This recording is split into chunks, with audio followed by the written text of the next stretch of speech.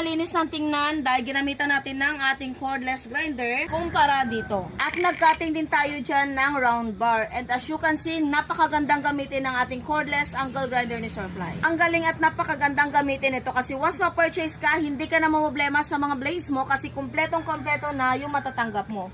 Merong cutting blade para sa kahoy, bakal, buffing, flat disc, sanding. At meron din siya ditong grinding stone. And of course, meron na rin siya ditong panglock. Kaya kung naghanap kayo ng affordable na cordless angle grinder, so feel free to click the yellow basket.